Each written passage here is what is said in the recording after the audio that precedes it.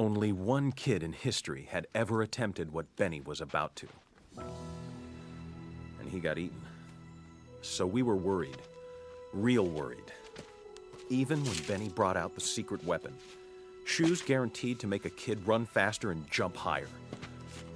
PF Flyers. We can't let him do this, man.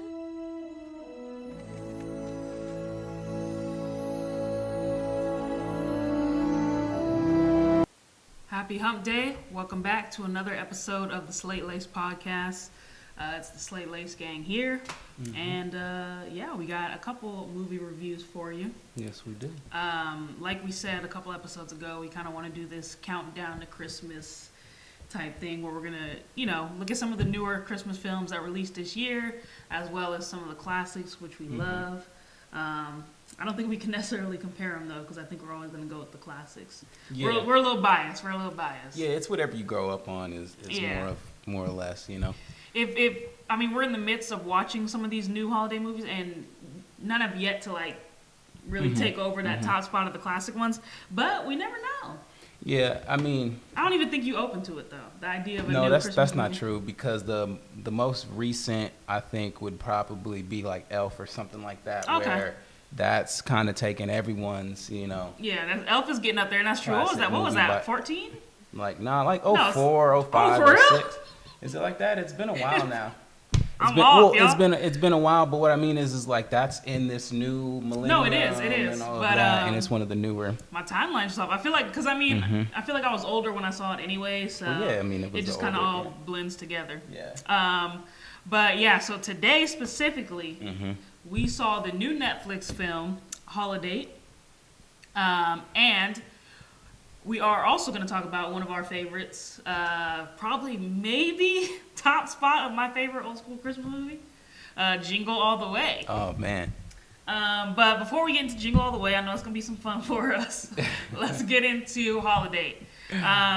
Holidate is a new Netflix film starring Emma Roberts and Luke Bracey. Two strangers fed up with being single over the holidays decide to get together and be platonic dates for pretty much every holiday. So Christmas, New Year's, all that stuff. And we see their journey.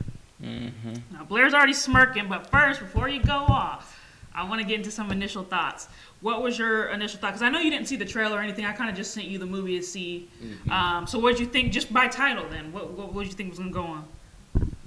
I don't know. Actually, I didn't really know what to expect? I didn't really pay too much attention to it, like title-wise or anything like that. The title's cool. You know what I mean? It's cool. It's like holiday. You need a date. You combine the two. So I'm not even thinking standard Christmas movie, Jingle Bells. Yeah, for sure. I actually thought the whole thing would be Christmas. Not going. And that's the interesting thing. It wasn't necessarily Christmas based. Yeah, I wouldn't even really consider it a Christmas movie. Yeah, it was only Christmas. Yeah. It is. It is.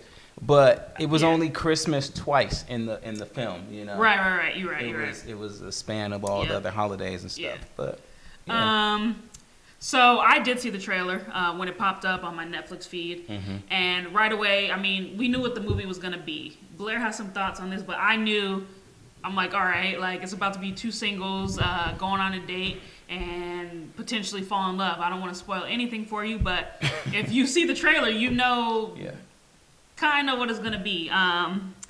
It becomes like a friends with benefit situation, and there's 17,000 movies on that situation. This is kind of the same thing. So I knew going into it, I'm like, all right, I know what I'm going to get, but Emma Roberts is kind of cool. I don't know if she's top 20 favorite actress of mine, but I like the work that she does. So I'm like, all right, it's going to be entertaining. And I knew, it's for a younger audience, so I'm like, all right, it's going to be at least, entertaining. It's not going to be hard to sit through.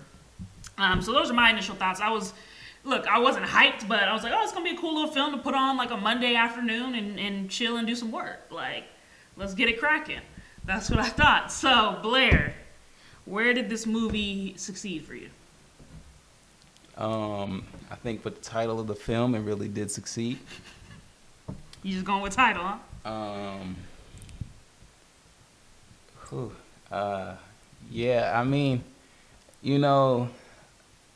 That's it? No casting? Was it acting, good writing? What was going on? Yeah, I just it's a tough one for me. It's a tough one. Usually I can grasp at straws and things like that. It was honestly, it was just regular. It was kind of regular. It was just regular. I mean, I'll say that everyone I saw in the film, I wanted them to win. You know, I like the choice of the people. So it made you feel a little something. You felt something if you wanted them to win. No, I mean, I like them all, like, sort of individually. Like, I seen them in other things, and so they were in this, and I was like, yeah, go get that money type of thing. Like, okay. That's how it was. No, I was never... Man, from an acting standpoint, it was... Well, I mean, I'm going to guess it was done deliberately. So they were all overacting by an extreme amount. But again, it must have been on purpose. But as far as because I know we're not at that like negative point yet. From a positive standpoint, you know, I will say that it followed the film formula in the sense of, you know, character had a problem. You know, all the other characters around her were, or him, whatever, was supposed to make him realize or make her realize she had a problem, and she started to somewhat realize it. She went through the whole like hero's journey and things like that. So I mean, you know, so standard filmmaking process, beginning, middle, end, rising action. Yes, it had all of that. Full character circle. Okay, yes, I got you. And the title was very cool as well. I did like that it was over the series of holidays. I thought that was cool too. Yeah. You know, it got to touch in all of it because I mean, I don't really know many Easter movies. I don't really know many St. Patrick's Day movies and things like that. That was weird that they threw those holidays in. Yeah. It was cool for it to do that as well, and yeah, that was that. Yeah. Where it succeeded for me, on a surface level, I guess I was just entertained. Okay. I didn't expect much. Again, I knew what it was going to be from the trailer. So I'm not really expecting to be wowed. I'm like, okay, this is going to be a lighthearted movie. And I think that's what they gave us was a lighthearted rom-com type Christmassy feel movie. So, I mean, it wasn't where I was pausing and checking how many minutes I have left. I can tell you that much. I was able to watch it straight through. Did I laugh? No. Did I cry? No. But was I bored? Also no. So I think at a surface level, it entertained me. I knew what I was getting, and they gave me that. So, I mean, I've sat here before and said, entertain me or, you know, just give me the film. Don't try to trick me. And that's what they did. So I can't really ask for too much, you know. They did the job. So yeah, I mean, I was decently entertained. I can't say I was bored one bit. Okay, just to touch on that, I feel you in that aspect, but again, I think for me is that I had no idea what I was getting because I didn't look up the poster. Yeah, I didn't watch the trailer, anything. You just said Holidate, watch it, and so I just went and was like clicked on Holidate.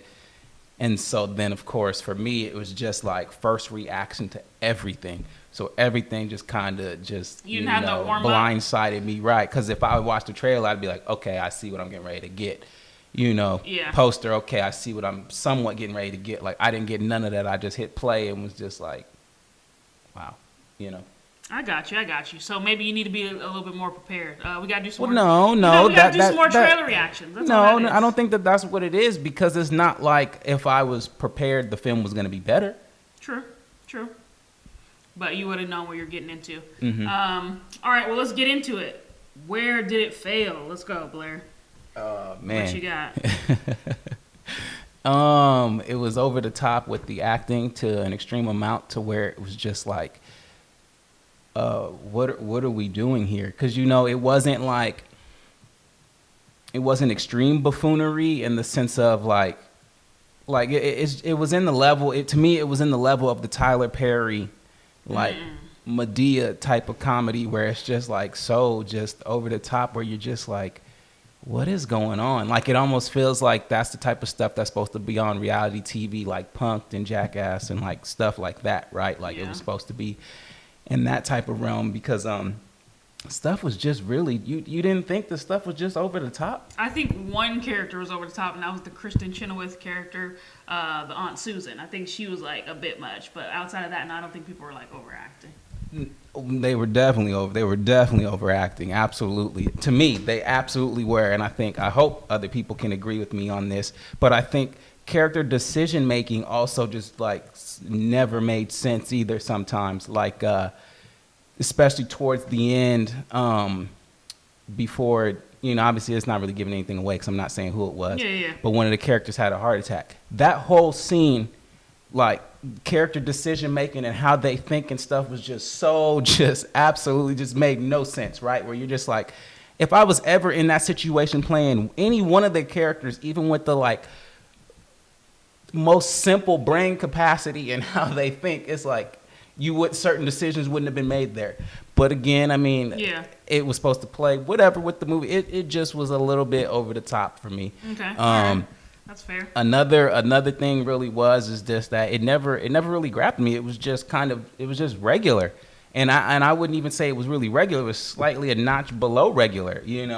The jokes were never really hitting, and it was funny because I was watching it and I thought, I was like, dang, a guy definitely wrote this film, and then that's not even the case. It was a female that wrote it.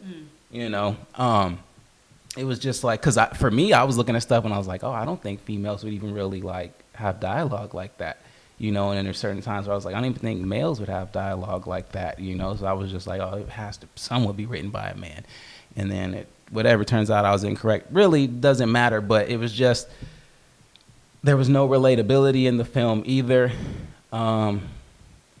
It just like as a whole, it wasn't really that good. The plot really wasn't even really all of that. It was definitely like, the problem is just because I was so not into the film, it felt like everything was terrible to me. Mm-hmm. Honestly, the plot was really just regular. Mm-hmm. You knew that they were going to have to go through the ups and downs. You knew that they were going to fall in love. That was just that's how it's the standard. That's how it's going to go. But it was just hard to get into the film, and then I'm like trying my best here to not really just really rip into it and still be constructive and be like, well, We ain't gotta be constructive. No, I do want it to be constructive in the sense of like, look, maybe if they sat down and they actually worked on the characters a little bit more, maybe we would have something. Maybe we could figure out, because one of the things that they did do a lot of times is what they tell you, and not to go like on too much of a tangent, is like when you're figuring out the character and their backstory and why the character is walking around unfulfilled and going through what they're going through, and it's clearly because something has bothered them in the past. Within like 15 minutes of the film, it may have been a little bit more, maybe 20, but two of our main characters, they had both like said what it was that was bothering them, and a lot of times that type of thing is like left unsaid. Usually it's like you can kind of see why they're acting the way that they're acting, and someone will somewhat throw out like what it is that's bothering you, and you can see that they don't really want to touch on it. But for them, both of the characters, it was like word vomit. In the 20 minutes of the film, they both were just already like saying, it was just like, well. Yeah, I don't mind that so much though. But it was like, well, there went the element of surprise to the film. There went, it was just like they gave it all away right there. And I was just like, okay. But I think so on not much character building on anymore. On this podcast, we've like begged filmmakers to just tell us rather than leaving stuff so ambiguous. So now when they we can't necessarily complain.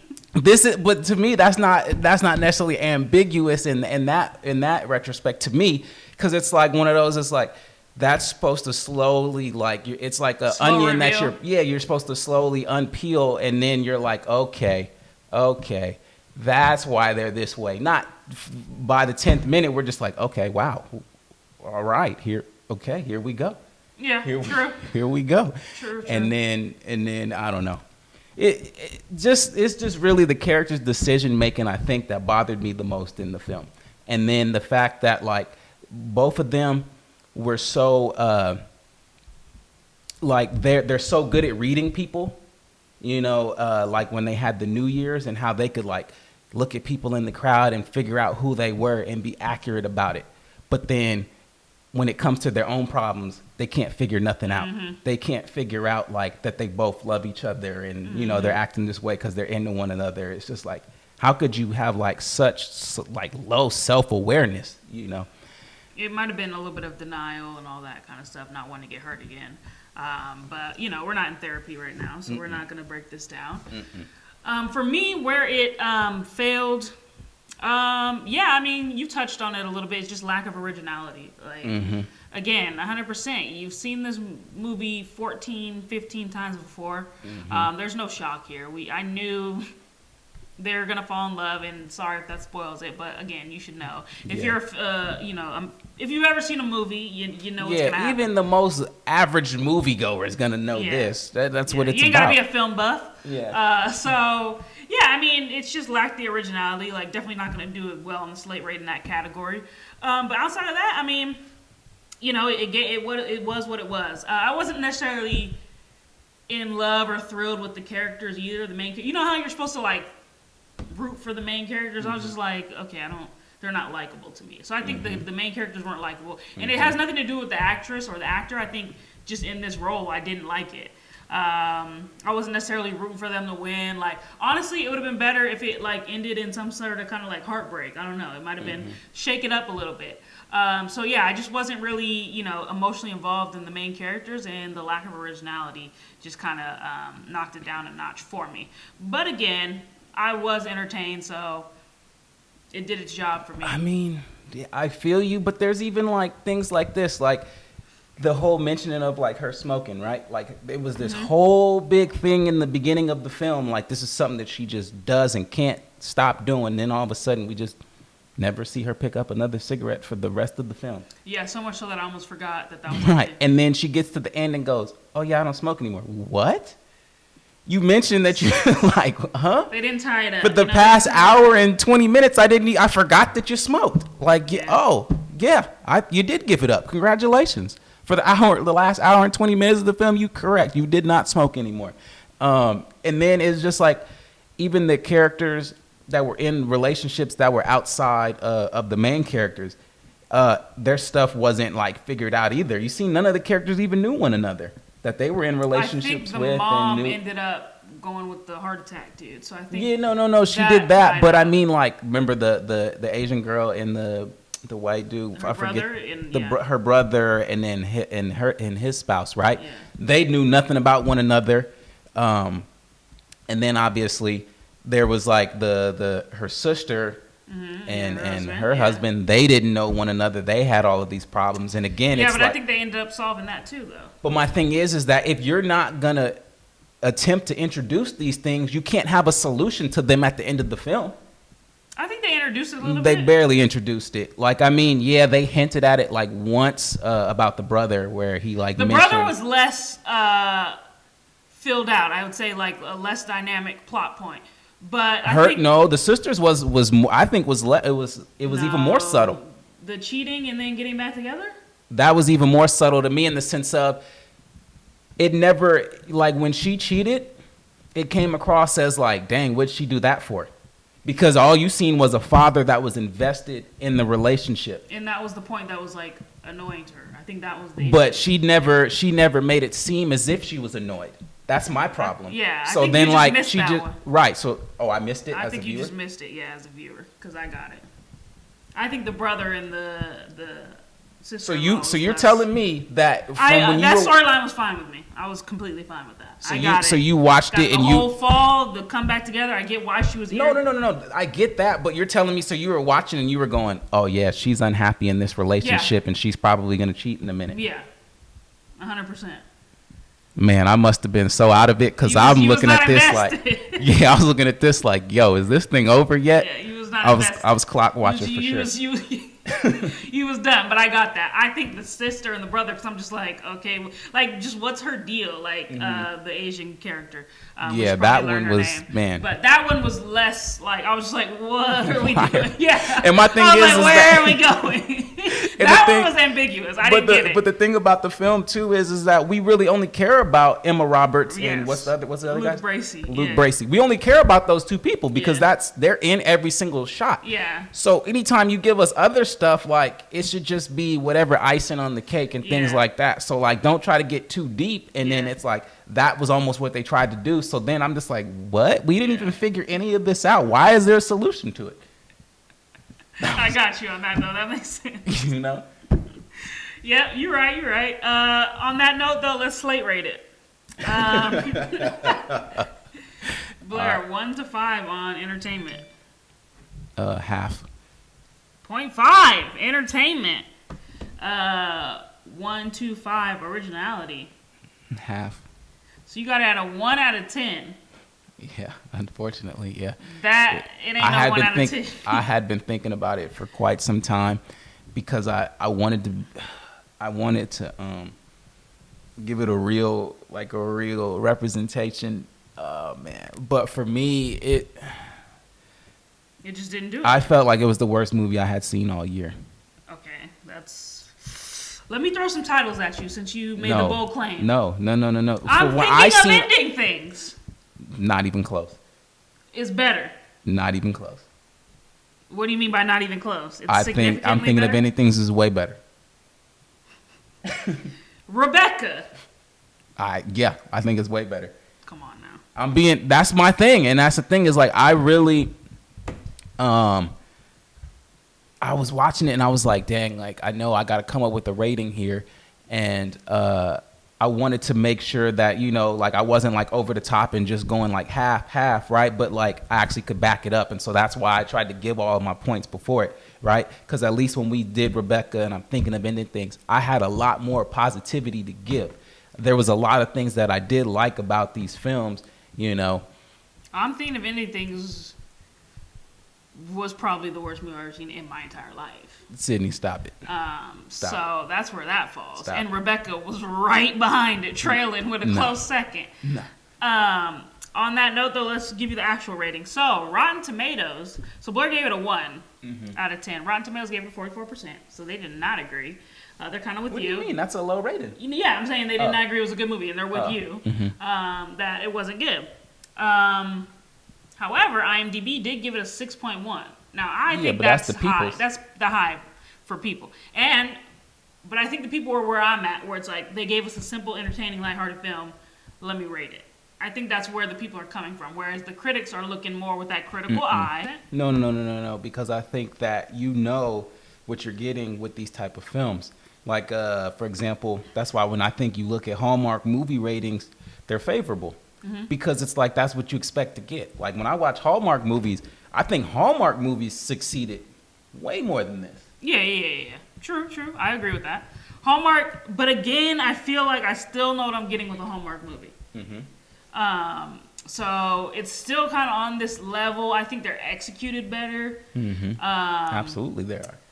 Maybe it's because I expect less because it's unknowns. Maybe we were putting pressure on these actors, or at least Emma Roberts, to kind of carry this, and she didn't. So maybe that's what it is. You know, with Hallmark, I don't know who's up in here, or you get some washed up person from child stars, whatever that is, with the Hallmark movie. But I mean, again, for me, I agree with like the people. I got what I knew I was going to get out of it, but. Again, it lacked originality, so that brings me into my slate rate. On entertainment, I'm going to give it a 3. Okay. I was decently entertained. Again, not riveted. That kind of pulled away from the points, and then also the fact that I wasn't really like into the lead characters. That also brought some negativity, brought it down a notch. Originality is a 1. Was not original at all. 100% knew what was going to happen from the moment I turned it on. So that leaves us at a 4 out of 10. And I think that's pretty fair for this movie. Again, IMDb had a 6.1, and then Rotten Tomatoes is at 44. So we're definitely kind of leaning toward that rotten end. You're extremely rotten. I'm like kind of teetering the line in between. But that is all said and done. We just want to talk to you now about probably one of our favorite films, mine for sure. Mm-hmm. Not even Christmas, just in general. Yeah. A movie that we quote a lot. Mm-hmm. And that is Jingle All the Way. Whew. Starring Sinbad, Mm-hmm. Arnold Schwarzenegger. Mm-hmm. What is the other guy's name? I'm blanking. It is The one where his wife killed him, Phil Hartman. Phil Hartman, and then the other lady. What is her name? I forget her name. Rita Wilson, Tom Hanks' wife. Huh? Yeah, she's married to Tom Hanks for like 50 something. No, not 50 years, but like a long time. Yeah. Oh, it's news to me. I just found out right now. Oh, dang. She was actually in an episode of Curb, the doll with your homie. Oh, that's right. She was in that episode. Yeah, with the homegirl in there. Yeah. So, shout out to Curb Your Enthusiasm. Watch it if you haven't. It's great. But yes, Jingle All the Way, starring Sinbad, Arnold Schwarzenegger, Phil Hartman, like Blair said, and Rita Wilson. Just a classic, gotta watch every year film, you know? Mm-hmm. Although I only watched it this year. Before that, it had at least been 10 or 12 years. Really? Before you watched it? Ooh, even over 12. The last time I probably saw it was when we was young. It comes on TNT every year. Yeah, but the last time I saw it, we was probably I'm tuned in. We was probably in like middle school, maybe. Dang, no. Same with Jack Frost. Let's not get into that because we're going to say that for another No, day. I know. No, I just meant just as far as that goes, yeah. But no, I'm tuned in every year to like TNT or FX or wherever they're playing it to Jingle All the Way for sure. Dang, and I didn't know that. I'm rolling. Like, it is hilarious. Like, if y'all don't know, like, Sinbad I think is underrated at comedy. Yeah, definitely. Check out House Guest. Do yourself a favor because that's another one where he shines. And Phil Hartman's in that as well. So, you know, that's a good little duo right there. Yeah. But let's go into the plot of Jingle All the Way. Kind of a absentee father, I would say. Mm-hmm. You know, he misses a lot of things. He's a workaholic. Mm-hmm. So he's trying to make Christmas right. Mm-hmm. And his son asked for probably the most sought after action figure. Mm-hmm. What's the name? I forget the name. Turbo Man. Turbo Man. He asked for a Turbo Man doll, and comedy ensues, and craziness and madness ensues as he tries to go after that doll. Mm-hmm. And yeah, so where did it succeed for you, Blair? It was funny. Yeah. I mean, that's the main reason why. Yeah. It is funny. Yeah. So you can throw everything out the window, if a movie makes you laugh from beginning to end, and that's exactly what it did. It was funny. Literally from the start to beginning, you're rolling. And the movie's funny. That's it. And that's where it succeeded. That's it. That's all I gotta say. It's very well written. Who wrote this? Like, it's a very well written script. I mean, I would say it's just fine. It's regular to me. And Randy Cohenfield wrote it. I don't know Randy, but he did his thing with this film. But yeah, I mean, from start to finish, I was laughing. Mm-hmm. The casting was phenomenal. Okay. They played off each other really well. I don't think. Did this kind of put Arnold on the? No, Terminator. No, obviously. He was already. He's big just from bodybuilding, though. Yeah, bodybuilding, true. But as far as like acting. Yeah, no, because he had did Terminator and stuff. Terminator was before that, right? Mm-hmm. Yeah, Terminator been on for what, 40 billion years? Yeah, because he was Terminator before. He was 49 when this movie came out. Okay, all right, so he was well into that. All right, cool. So maybe not made him a bona fide star, but maybe he was seen in a different light. Like, oh, he can kind of have some range other than just being shooting and having muscle. He was in what's that movie? That's bothering me now. He was in The Long Kiss. No. Yeah, The Long Kiss Goodnight. I have not seen that. Is that? Oh man, The Long Goodbye. My bad. Anyways, he was in that. He was when he was in his bodybuilding days. So I mean, he had been in films way before that. Yeah. But yeah, the casting's good. They all play really well off each other. Everyone's little kind of issues they're working through, like Sinbad's trying to get it for his son. The Phil Hartman's hitting on Schwarzenegger's wife. Like, it's just funny. And I think it's really well written. If I'm trying to think of a miss, like where it didn't hit, I can't even really. Yeah, but that's just because the comedy is masked over all of it. It's fun. It's lighthearted. It has all of that. But and I mean, it's tied for to me, like our childhood, so it's hard for me to like kind of bring it down a notch. Yeah, exactly. It's close to your heart. That's really what it is. But I think that when I revisited it and was watching it the other day, my biggest thing was just like being an adult. It was like I was frustrated sometimes with the character between the father and the son. I get this is maybe where I feel like they could have, if we had to like critique and be like it should have been fixed, because it's like as a father and son, the one thing that like obviously a kid is never going to be able to relate to a parent that goes to work every day and does their job to provide for him, right? They're never going to be able to understand that until they actually grow up, or until they actually can kind of see the various stages in like people like have different incomes and things like that, and you see how they live. Usually when you're young, you don't really understand that. So I was like frustrated when he was like, oh yeah, sorry I missed it, I was at work. And he's like, like you promised. And I get it, like it's all the whole problem is centered around him making promises that he cannot keep, right? And so I get that. So that's supposed to show his character flaw, and he's like supposed to go ahead and fix that. But then at the same time, it's like the man is working to provide for his family. So you know what I mean? Like if he misses the karate thing, like it happens. Like it's like if I make sure that I make everything that you want me to be at, then that means I'm not at work and I'm not providing. And then maybe we're not living where we're living, and maybe we're not succeeding the way that we are. So it's just like, but as a kid, you can't understand that. It's called work-life balance, sir. All right, you gotta. I'm just saying, man, I just seen it as like a man that was invested and was trying to provide and succeed for his family. That was all it was. And then it was like this kid is getting upset because he basically can't comprehend that. And it's like, yeah, like I can't be there. But I do get it in the other sense of like, they showed his flaw because the wife was then like, oh honey, I told you about the Turbo Man doll, right? So then boom, like that's like, all right, okay, I get it. He messed up. He should have got it on. It's been mentioned there. But as far as the father-son duo part goes, I'm like, look, son, you got to understand. I go to work for a living. I got to be here because if I'm not here, I cannot provide. Yeah. Simple as that. I can't think of a negative. So let's get into some like classic favorite scenes. We're obviously going to spoil things for you. You should have seen this movie. That's why we're going to spoil it for you. And if you don't, do yourself a huge favor. I already know you're going with Bomb Squad. Yeah, you already know. Man. So, yeah, set it up for us. Sinbad you works for the U.S. Post Office. Yeah, so Sinbad is he wants that doll so bad because he wants to make his son proud. Because, again, the reason why they both click is because they both can relate, whether or not Arnold wants to admit it or not. They're both quote-unquote bad fathers and are not attentive to their children's needs and things like that. So they're both working so hard to get this doll. And so they finally think they have their way to get this doll, and now they show up at the record label or at the radio station, and allegedly the doll is there, or they're under the impression that the doll is there.